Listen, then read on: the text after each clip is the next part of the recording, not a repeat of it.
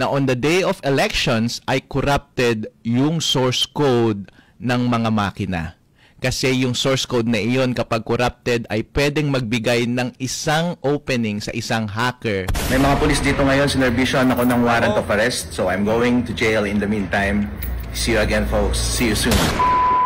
Nako, napakatindi ho nito mga kababayan. Buti na lang ho talaga na kapag live itong si Attorney Harold Respicio bago ho ma-serve ang kanyang warrant. Yan ho ang papanoorin natin mamaya. Yang live na yan, itong si Attorney Harold, bago ho siya dakpin ng mga otoridad. Ibang klase ho talaga itong administrasyon na to. Wala ho tayong nakikitang mali doon sa paglalabas ng vulnerability ng sistemang gagamitin natin dito sa 2025 midterm election. Pero bago ho yan mga kababayan, kumusta ho kayong lahat? Welcome back sa PH Update. Muli ho tayo nagbabalik sa panibagong reaction video. Ayun na nga. Ito talaga na mga panibagong iskandalo na naman ho ito sa administrasyon ni Marcos Jr. Yan ang pagkaka-aresto na yan itong si Attorney Harold Respicio. Pero bago lahat ng yan, gusto ko munang pasadaan na mabilisan. Yung mga nagpakulay sa mga nakalipas nating video, no, hindi na ho natin napapasadaan kasi ang dami ho nating pinag-uusapan. Una na dyan, naku, na-miss ko to eh. Itong si Ambisyosa. Ma'am Ambisyosa ako, kumusta na ho kayo? Tagal ko nang nakikita pangalan nitong si... Pagka tinitingnan ko yung member, nakikita ko itong si Ma'am Ambisyosa. Ano na ho to? Lagpas na hong isang taong member itong si Ma'am Ambisyosa. Sir Jordan Cabico, Inday Chinita, maraming salamat ho sa pagsuporta sa PH Update at dito kay LM. Maraming salamat LM at dito kay Vicky Suway. Maraming salamat Ma'am Arisayen, Sir Jordan Cabico at dito kay Tisoy Ugtisay. Tisoy Ugtisay, maraming salamat ho sa pagsuporta sa PH Update. At dito kay Sir Archie Day Rocas. Sir Archie Day Rocas. Maraming salamat ho. Nasa Jamaica tong si Sir Archie. Nasa Jamaica ho ba kayo? Hindi ko alam eh. Nangingi din siya ng sombrero nitong si Attorney Vic Rodriguez. At itong si PH Europe Update. Sir Jordan Cabico, Sir Jordan Cabico, Ma'am Chimi Kim, maraming salamat ho. Sir Jordan Cabico, Ma'am Arizayen, itong si Corazon Astero, maraming salamat ho sa pagsuporta sa PH Update. Lala Zapata, maraming salamat Ma'am Lala Zapata. At dito kay Noleco, maraming salamat ho sa pagsuporta. Ma'am Nancy Fukumura, maraming salamat ho sa pagsuporta sa PH Update. At dito kay Juris Vernil Veroy, maraming salamat ho sa pagpapakulay. Natambakan ho tayo kaya bibilisan lang ho natin. At dito kay Sir Jordan Gabigo, palakpakan ho muna natin lahat ng mga kababayan nating nagpakulay sa mga nakalipas nating video, no? Shoutout, mega love shoutout at sa mga nag-like, nag-share, nag-subscribe. Sa mga nag-subscribe next week ko pipili na ho tayo kung kano ho natin papadala yung mga sombrero natin nitong si Attorney Vic Rodriguez. Kung sino yung mga pagbibigyan natin. Kung nakasubscribe na ho kayo, posibleng isa ho kayo sa ating mapadalhan, no? Kasi limitado lang ho kasi ito eh. Pero tanungin natin itong si Madam Pamela kung makakapagpa-imprenta pa tayo ng kagaya nito. Para marami ho tayong maipamimigay na sombrero nitong si Attorney Vic. Di ko naman kasi alam na gusto nyo. Kung alam ko lang na gusto nyo, pinanghingi ko na rin kayo. Kaninong sombrero ba gusto nyo? Para maipanghingi ko kayo. Ano ko lang ito? Para tayo nga ang hirap-hirap makakuha, no? Ilang linggo ba? Bago natin nakuha. Tapos ngayon, manghihingi ka para ipamigay, pambihira talaga ito si PH. Madam mga nito, mga 10 pang ganito, no? Para marami tayong mabigyan bago mag-election, madam. Yung mga taga-Amerika, taga-Japan nanghihingi din siya. Hirap naman ito. Tingnan ho natin gagawan ho natin ng paraan. Pero ang sigurado ho natin dito, kung kaya natin makapagpa-imprenta kahit siguro mga 20 ganito o 10. Tapos yung t-shirt na Team Suka, siguro mga 50 hanggang 100. Subukan natin magpa-imprenta tapos pamigay ho natin. Ayun na nga, panoorin ho natin etong pagsasalita. Kaya kung di pa ho kayo nakasubscribe, naku, mag-subscribe na ho kayo para yung mga campaign materials ng mga sinusuportahan nating kandidato pagka nabigyan tayo Meron na tayo pamimigay. Para pag nabiyayaan tayo, bibiyayaan ko rin ho kayo. Huwag ko kayo mag-alala. Isipin ko, wala na yan. Ako na bahala dyan. Importante lang, makakuha tayo na supply. Diba? Ito tayo kay Attorney Harold Rospicio. Pakinggan natin itong mga kababayan. Ingay naman dito, grabe. Ng warrant of arrest. So I'm going to jail in the meantime. See you again, folks. See you soon. May mga pulis dito ngayon, sinervisyohan ako ng warrant of arrest. So I'm going to jail in the meantime. See you again, folks. See you soon. May mga... Yung ang dahilan ng pagkakaroon niya ng warrant of arrest, dahil sa pagsasalita niya, pagpuna o pag-scrutinize, diyan sa 2025 kung paano ikakandak yung ating election. Grabe, no? Ang hirap po dito sa bansa na to, no? Hindi ka malayang magsalita. Pagka nagkamali ka, talagang sasamain ka dito kay George Garcia. Ika nga, pakialaman mo na lahat, wag lang yung kanilang pandaraya sa susunod na election. Dito tayo kay Attorney Harold. Chairman George Garcia, bakit ayaw po ninyong ipadisconnect sa internet ang ating mga counting machines bago at habang nagpiprint ng election returns? Gusto pong malaman ng taong bayan dahil ako rin po ay curious para malaman ko rin kung saan ako nagkamali sa mga assumptions na ginamit ko sa mga video na ipinakita ko na pwedeng ma-hack ang mga counting machines ng COMELEC on election day. Yun na nga, no? Yun na nga ho, imbis na paliwanag, di ba? Imbis na, oh my goodness, ang lakas ho ng lindol. Nakikita ho natin dito, grabe ho yung lindol. Grabe, lakas ho nun. Ingat to dun sa mga mga kababayan natin taga Digo City, Davao del Sur. Mag-ingat ho kayo, napakalakas ho ng lindol na nakikita ho natin dito sa sa mga videong naglalabasan sa social media. Mag-ingat. Yun na nga, imbis ho na ipaliwanag ng COMELEC na yung mga agam-agam, yung pagdududa nitong si Attorney Harold, karamihan naman ho ng mga kababayan natin, yan hong concern nila. Kung paano natin masisiguro yung credibility, no, integrity ng 2025 midterm election. Imbis ho na sagutin, ang ginawa ho nila, kinasuhan ho nila, pinapadisbar nila, hinaharas nila. Ngayon ho, nakakulong itong si Attorney Harold Respicio. No? Ano inusuportahan ho natin itong si Attorney Harold? Isa ho siya sa mga nagsasalita ngayon mga panahon na to para sa mga ordinaryong Pilipino para masiguro natin na tama at talagang nabilang yung ating mga boto. Sa mga nanonood po, maraming magandang araw po sa inyong lahat. Ako po si Attorney Harold Respicio, isang IT expert at CPA lawyer na gustong kasuhan ng COMELEC at ipakulong dahil sa isang video kung saan naipakita ko na posible palang ma-hack ang counting machines ng COMELEC. Pero instead, napakinggan nila ang aking kind advice. Gusto nila akong patahimikin, pinatanggal nila yung mga video na yun sa internet, hindi nyo na makikita at wala silang babaguhing improvement sa ating counting machines. Inuulit ko lang po ang puntos ko sa mga video na iyon. Sana po ay wag i-connect ang mga voting machines sa internet. Ito po ang dahilan. Kasi po, ang kahit na sinong tao na may physical access sa mga makina ay pwedeng baguhin ang source code ng makina. Kasama na po dyan yung mga masasamang elemento sa ating gobyerno.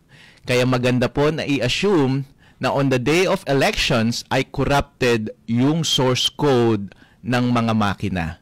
Kasi yung source code na iyon kapag corrupted ay pwedeng magbigay ng isang opening sa isang hacker na baguhin ang score ng makina na iyon live throughout the day ng eleksyon hanggang mag-print ng final score ng eleksyon sa makina na iyon using the election returns. Kaya ang suggestion ko bilang professional is ang tanging paraan lang para maiwasan mo yan ay wag mo na lang i-connect sa internet muna yung voting machines. Ano ba naman hong mahirap doon sa gustong mangyari nitong si Sir Ruiz, 'di ba? Wala na nitong si Attorney Ruiz. Kasi si Ruiz binabasa natin yung PCS. Itong si Attorney Harold Rospicio, ito talaga matindi-tinding iskandalo din ho yun. Mamaya ho natin panunaan yun pagkatapos ng video na to. Pero simple lang naman, di wag natin i-connect sa internet. Hayaan nating pumasok yung mga balota, ilabas yung election na result doon sa particular na na yon na makina, at pagkatapos meron ng kopya yung mga watcher at kung sino mga tao doon na para sabihin na yang na yan, tama yung mga naging boto, talagang yan yung mga naging resulta, di ba? Kasi pagpasok pa lang sa totoo niyan, parang nagkakatanungan na diyan, sino boboto mo? Kanino ka? Ito yung binoto ko. Parang meron ng yan, tarahan diyan eh. Kaya pagka hindi naging tama yung resulta, doon pa lang masasabi na meron ho talagang naging dayaan. Kasi sa yun, parang pagka bumoto kayo, na yun, nagkakatanungan, sino bumoto? Binoto mo siya? Oo, binoto ko. Nabahala din. Di ba ganun yun? Bata natin yan. Sabi ko, kaya bata niya ako, walang problema. Buboto ko. Di ba meron ganun, doon pa lang, sa utak pa lang, pang 10 na yung di ba? Ganun ho yan eh. Ang gusto lang naman, huwag connecta sa internet. Pinagpipilitan nito si George Garcia. Kaya ngayon, nakokompromiso ang 2025 midterm election. Yung kumbaga yung integrity ng magiging election, magkakaroon ho ng duda yung ating mga kababayan. Meron nang lumabas na ganyan. 'Di ba? Isang IT expert. Naglabas ng ng kanyang naglabas ng flowchart, kumbaga na i-demonstrate niya kung paano mahahack, o hindi naman yung mismong source code ng mga makina, yung kumbaga yung teorya o yung kung paano gagawin yung panghahack, ipinakita ho nitong si Attorney Harold. Imbis ho na gawin siyang consultant para maging secure lalo ang ating ang ating eleksyon. Ang ginawa ho nila, kinasuhan nila ito. Dahil ho ba yan doon sa ipinakita niya na talagang posibleng mangyari at nataranta ang COMELEC na baka subukan nga ng mga hacker yung sinasabi nitong si Attorney Harold Respicio. Yun ho ba ang kinabuisit ng nitong COMELEC? Pinakita ho nitong si Attorney Harold yung kahinaan ng gagawing botohan sa Mayo. At the start of the day, at habang nagbobotahan yung tao, at habang nagpiprint ng election return. Para walang access yung hacker doon sa makina. Para yung ipiprint ng makina ay yung totoong resulta ng eleksyon. At kapag naiprint na yung totoong resulta ng eleksyon, gamit yung mga election return at may kopya na ang ating mga watcher, malamang yung isesend na rin ng makina doon sa server ng COMELEC ay yung nagmamatch doon sa election return. Dahil magkakagulo po tayo kapag yung kopya na nahawak ng election na return ng mga watcher ay iba sa resulta ng mga COMELEC servers. Yun lang po ang suggestion ko, Chairman George.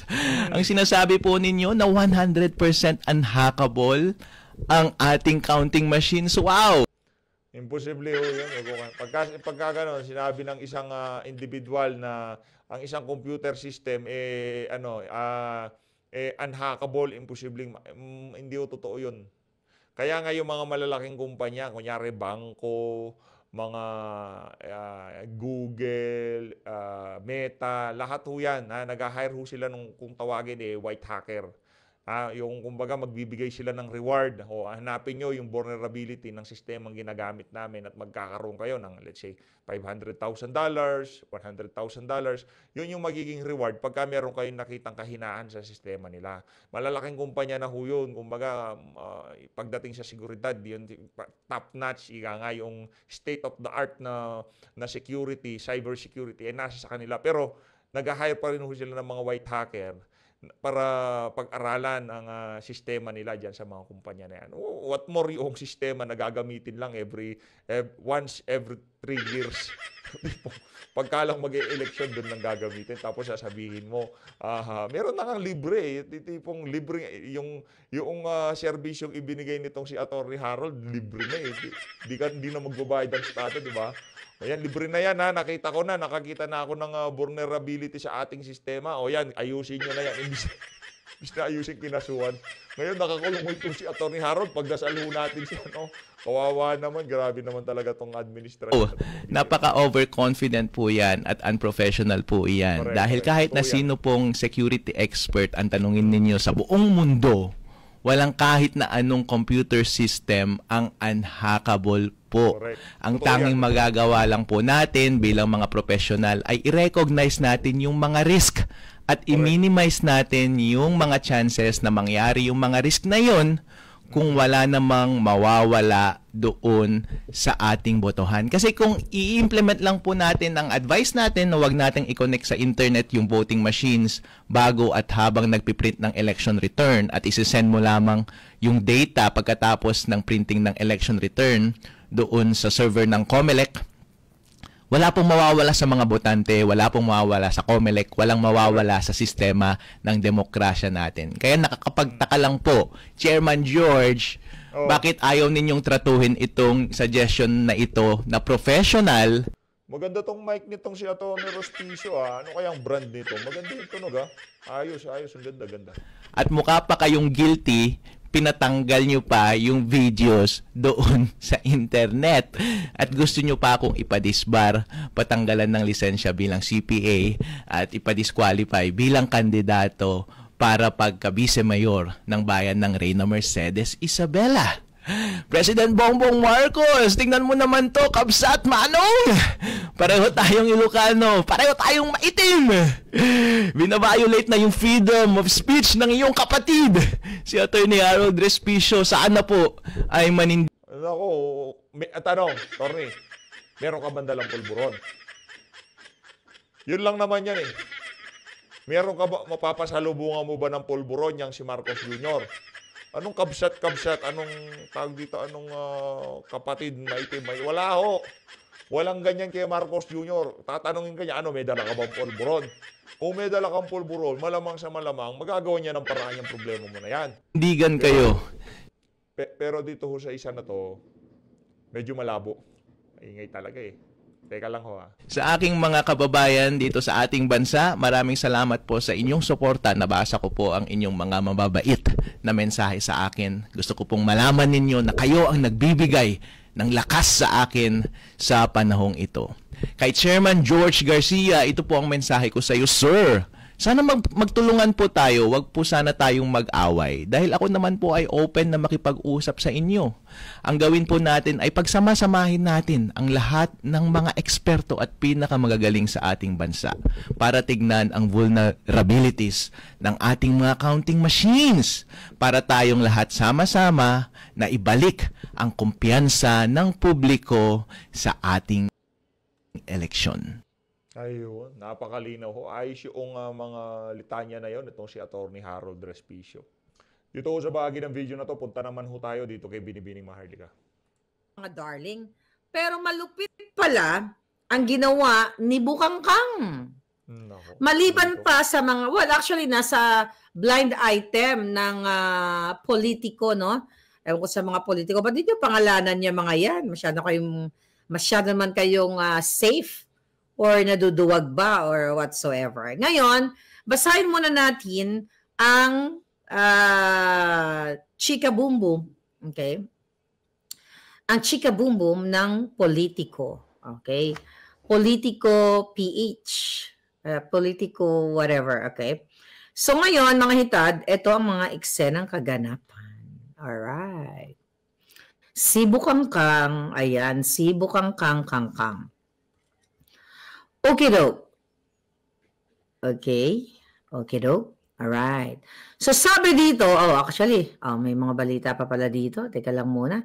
Abante, 1 hour ago, ang gulo sa loob ng Presidential Communications Office ay hindi nagpapakita ng pag-aayos sa ngayon kung saan ang bagong hinirang na Communication Secretary J. Ruiz ay naghahanap sa pagsisiyasat sa mga posibleng conflict of interest. Let's talk about conflict of interest later.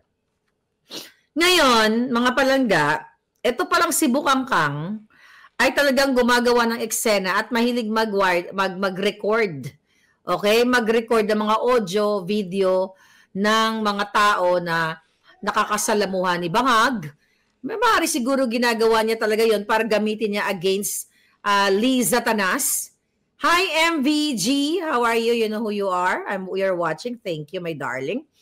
All right. From Bicol region. All right. Tignan natin to. Okay. Masaya ba kayo dahil sinibak na si Bukangkang? Okay. Ngayon, eto mga hitad. Ang mga eksena ng kaganapan. Kailang, anong oras to? March 2. Ano na ba kita ngayon? March 2 pa lang dito, ha? Bilis ng karma. Okay? Galing ito sa politico.com.ph. Babasahin ko lang yung kanilang eksena at papangalanan natin. An ambitious senior government official, okay? An ambitious senior government official referring to, according to my source, ito na nga si Emerald Bukangkang.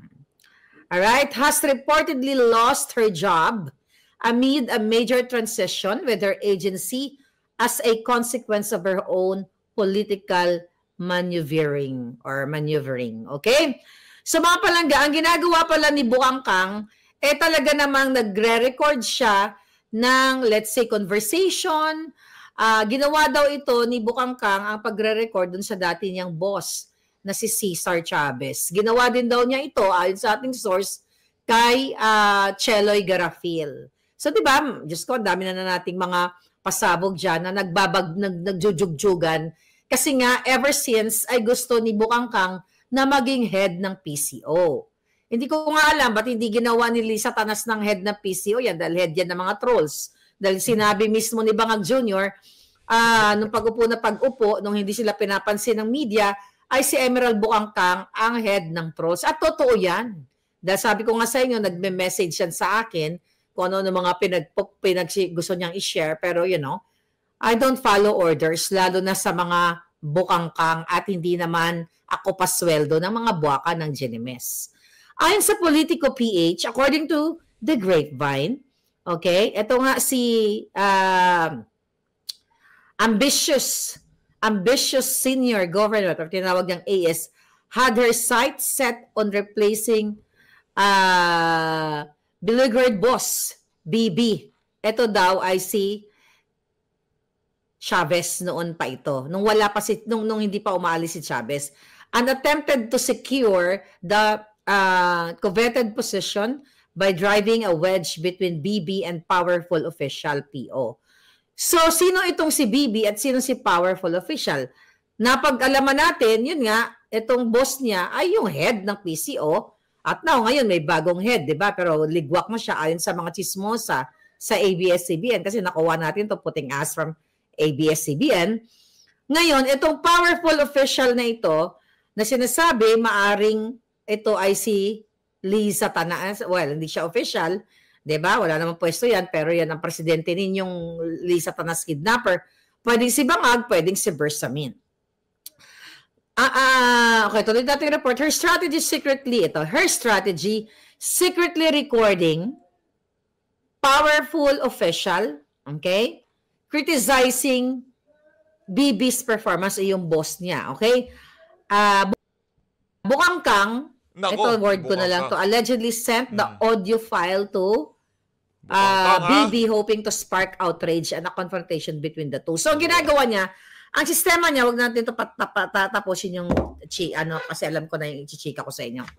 So, ang ginagawa niya, yung kanyang head, okay, at ang kanyang, yung head sa PCO, at yung boss niya, it's either si Liza Tanas, si Bangag, o si Bersamin, ay pinag-aaway-away niya.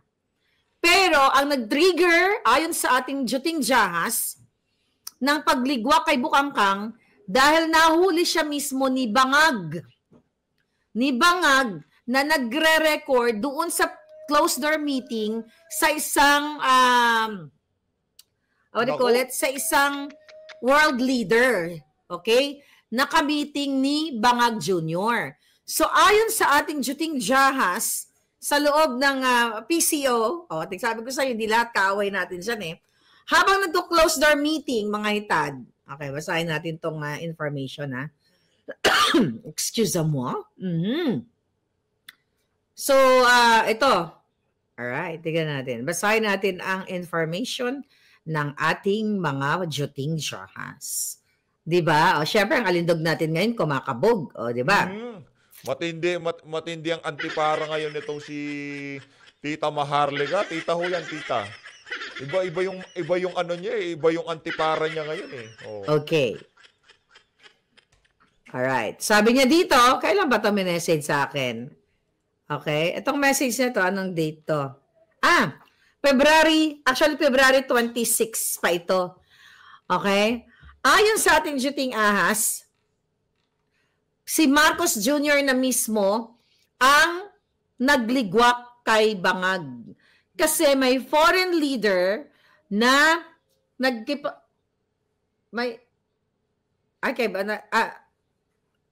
ang tawag dito? So ano sinabi ko? Si Bangag na mismo ang nagligwak kay Bukangkang. Alright? So si Bangag na mismo ang nagligwak kay Bukangkang dahil pinag-resign na siya nung time na yon dahil nahuli siya ni Bangag na nire-record niya yung closed door meeting o closed door session with Bangag Jr. Binibidyo niya ng patago yung isa sa mga dignitaries o world leader. Hindi lang pinangalanan kung sino itong world leader na ito, kung saan ito galing. So ngayon mga palangga, you know what? Hindi naman ako masaya na niligwak si Bukangkang. 'Di ba? Kasi dapat ang maligwak talaga na tuluyan si Bangag. Dahil magkakasabwat yan sila eh. So imagine niyo, 'di ba? Itong si Bukangkang na nakita niyo yung video na pina-viral natin na sumasayaw-sayaw siya doon sa yate. 'Di ba? Yun yung pumunta sila dito sa New York. First time na pumunta ni Bangag sa New York. Tapos talagang yung kanyang mga alipores binibigyan ng pera gamit ang kaba ng bayan, nagyayate, kung sino-sino pa mga nagpupukpukita, nagpapatsuktsak, kung sino-sino mga ganyan. Gamit ang pera ng bayan, nag-hire sila ng mga private, yung mga 5-star hotels at kung ano-ano pa. Yan yung pamunuan ni Bangag. Pero dahil hindi na makayanan si Bukangkang at nahuli mismo ni Bangag Jr. na wiretapping yun eh. O, di ba? Hindi lang yun, ang dami niya pang mga ginagawang kababalaghan at siguro hindi na... Sa mga hindi nakakakilala kay Emerald Ridaw, siya ho yung noong panahon ng kampanya, siya ho yung laging nasa likod ng pick-up. Yung video. Kayanan din ni Lisa Tanas. Kasi favorite ni Lisa Tanas yan. Mga kababayan. Okay? Dali lang. May Okay, dali na to. Tawag to. Okay, baka importante. Te-text ko lang. Ngayon, mga palangga, ano ngayon ang eksena? Meron pa actually eksena. Dahil merong inilabas, merong inilabas na balita. Ito yung Politico din to. Okay, Politico PH. Here we go. Oh. Kailan to? Okay, Politico PH. Okey-doke. Okay. So, meron ditong inilabas na balita na sinend sa atin. Tignan natin to ha. Dami kasing messages ng hitad. Alright. Tignan natin to. Okay. Here we go again. Yung.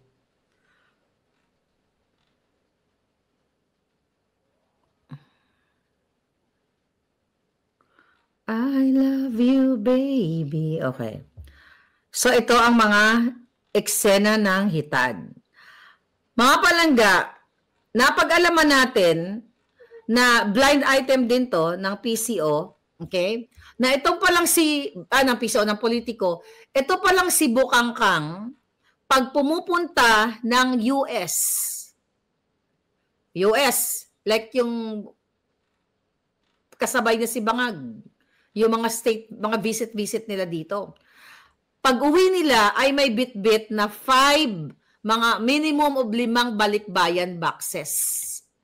Okay? Ang tanong ng mga ng mga puting ahas natin, bakit inaalaw ni Bangag Jr. at ni Lisa Tanas na magbit-bit si Bukangkang ng 5 balikbayan box? Actually, hindi lang siya. Halos sila may mga kanya-kanya binibili. Number 1, ano ang laman ng balikbayan box? ng mga limang balikbayan box. Bakit ito kinakarga sa, during the travel of the President Bangag? Siyempre, number one, para maiwasan ang pagbayad ng tax. At ginagawa nilang lahat yan ng mga kabangagan ni Bangag. Di ba, nagpupuslit kung ano man ang mga epektos from the US o kung iban mga bansa, let's say Europe, kung saan man sila magpunta, at pinapasok ito sa Pilipinas, mga kababayan. So ngayon, kaya siguro tuloy-tuloy na at marami nang nasusuka dito kay Bukangkang, kaya tuluyan na siyang sinibak. Pero ang question, bakit walang balita about it? Okay? Bakit walang balita about it? I'm gonna gorgor one time, big time to. Ayan. Now, I'm so happy because I gorgored one. I gorgor you, okay? Ngayon, mga kababayan, ayon sa ating Juting Jahas, itong ginagawa ni Bukangkang ay yung pag-record ay hindi lang ngayon o nakaraan. Talagang simula noon pa. Kaya nga, baka ipagurgur ka ni Lisa Tanas, Bukangkang. Naku po, kung ako dito kay Bukangkang, ibukangkang mo na lahat, ika nga, ilabas mo na lahat ng kailangan mong malabas, no? Ika nga, ilaglag mo na yan si Kokak. Kung ano mang pinanghahawakan mo sa kanya, kung wala na ho kayo, hindi nyo na mailalabas yan. Kung ano mang nalalaman nyo, kumanta na kayo, ika nga, di ba? Kaya magtago ka na, baka, kasi, napag-alaman na marami daw siyang mga recordings at marami siyang mga video na pasikreto. At ito ay pina-forward niya, kaya nga nakakarating sa akin yung iba. Okay? So ito ngayon ay kaya nga nagkakagulo na sila eh. Dapat nga matagal at dapat talagang kung sino ang sumunod o susunod na mamumuno after the Bangag, maybe soon, maybe 1 month time matapos na yung kaputahan nilang lahat, ay imbestigahan itong si Bukangkang at iba pang mga PCO na even yung mga tinanggal, okay, na nakipagsabwatan, na kumamal ng pera ng bayan. Alright? So dapat talaga ito ay imbestigahan lahat ng mga ito dahil ang pinakinabangan nila dito mga palangga, mga kababayan ay pera ng bayan. So yaan ang nakikita natin na dapat talagang susugin itong mga jutang Genemes na attach. Dahil patuloy nilang ninanakaw o patuloy nilang winawalang hiya itong ating kaban ng bayan. Bakit kamo? Dami mga eksena kaganapan, di ba?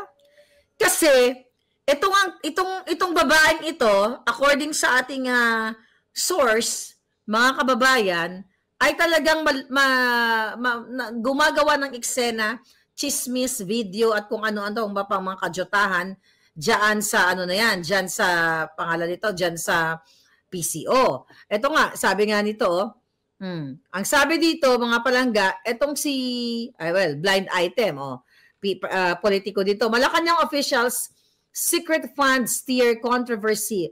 Who is this official in Malacanang allegedly holding unliquidated funds worth half a million pesos from, sabi dito, his official travel abroad with President. His, di ba, nakalagay, his meaning lalaki, pero hindi po ito lalaki. According to our source, kasi blind item to si Bukangkang ito. Ang question ko, ang liit nga ng kalahating milyon Baka naman 500 million yan, di lang natin alam.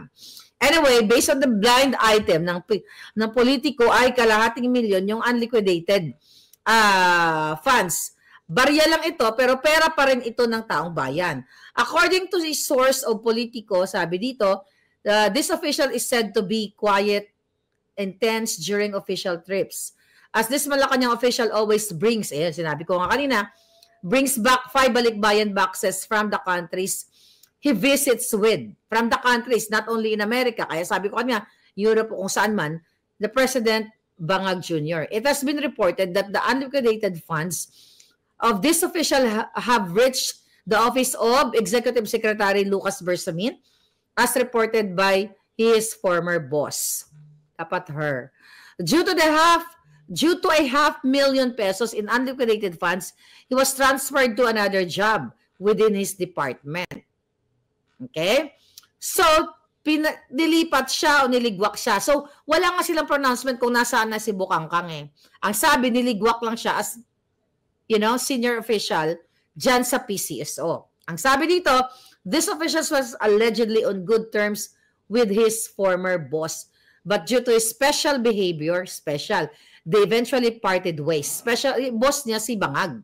Now, it is said that this official with special behavior is negotiating with Secretary J. Ruiz to be reinstated, to his former position so he can join the former trips of President Bangag Jr.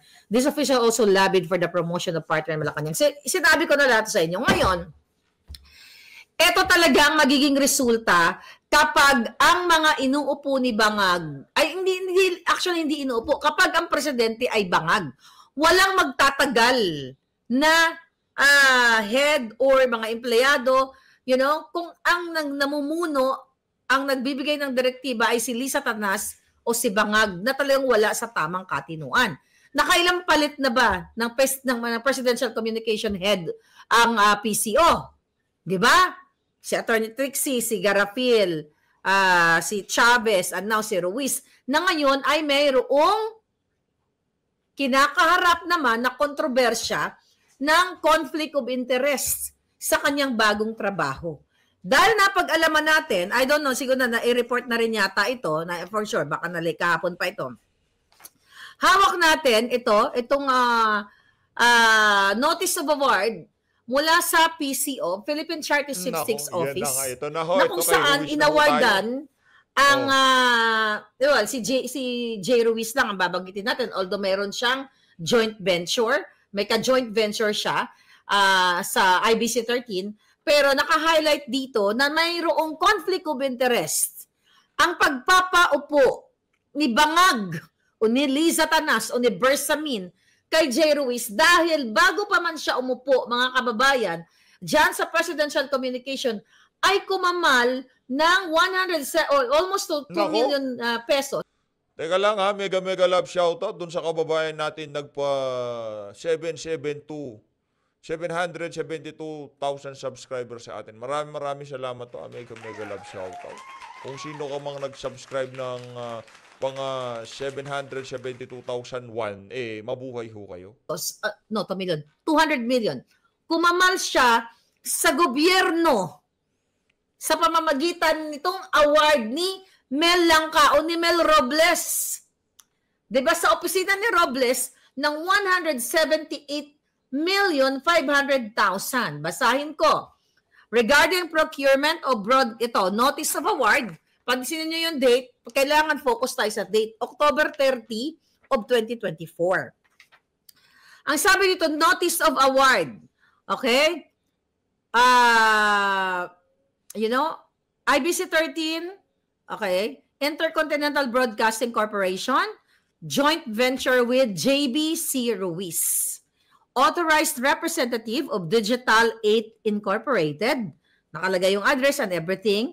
Ang sabi dito, this is about the procurement of broadcast production and transmission to TV network of PCSO Lotto Draws and other games and programs. So meaning, itong Digital 8 Incorporated ni J. Ruiz, di ba? October, November, December, January, February, March. Like 4 months, bago siya in-appoint, mga kababayan, ay kumamal ng kontrata si J. Ruiz ng almost 200 million or to be exact, 178,500,000 kung saan itong kanyang baby o bagong-bagong kumpanya, mamaya titignan natin yung date kung kailan nag-start at kaduda-duda talaga, ay pumirma ng kontrata sa PCSO na kung saan ang mga games, lotto draws ay i-ere sa kanyang broadcasting company or itong ang Digital 8. So sabi dito, Dear Mr. Ruiz, we are pleased to inform you that in the bidding conducted for the procurement of broadcast production and transmission to TV network of PCSO Lotto Draws and other games and programs, The Bids and Awards Committee declared the bid of joint venture of Nako. Intercontinental Broadcasting Corporation and Digital 8 Incorporated as the single calculated and responsive bid or SCRB for the above-mentioned project. Award is therefore made in your favor with a total contract price of 178,500,000 pesos. Grabe, laki, no? Alright. So, ngayon, dito ay ito, signed in the presence of. Naku, pambihira ho, no? Lahat na lang ho ng napapasama dito sa administrasyon nitong si Marcos Jr. Puro palisipikado. Lahat ho sila. Lagi hong may mga tama. Lahat na lang. Yang si Claire Castro, yang si Jay Ruiz. Diba? Lahat to. Yung isa, parang di natin malaman, parang may saltik. Lahat na lang sinasagot. Pati hindi na dapat sagutin, sinasagot pa rin. O ito naman nung si Jay Ruiz, nakakuha ho pala ng 100 milyong kontrata sa pamahalaan. Nung una sinasabi, nagdadivest. Ngayon, wala daw siyang idadivest kasi hindi naman naka-invest. Ano ba talaga totoo? Anong toko? Di pa nag-uumpisa trabaho mo, puro kontrobersya ka na. Paano pa pagka nag-umpisa trabaho, di ba? Mga walang yaho eh. So, Luis, maraming salamat ho sa mga gusto ng kap nitong si Atty. Vic. Mag-subscribe lang ho kayo at malay natin, kayo ho mapili, di ba? Maraming salamat. Mag-ingat ho kayong lahat. Mahal natin ng Pilipinas. Maraming salamat mga kababayan.